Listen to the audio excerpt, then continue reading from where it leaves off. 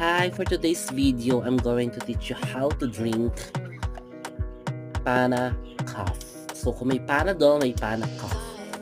So, since wala tayong tagayan, we will be using this spoon, tablespoon. So, tablespoonful of pana coffee. Ito talaga yung mga favorite na drink ng mga bata. It's like a tiki-tiki lang sa Pinas. Yummy, sarap. So sa mga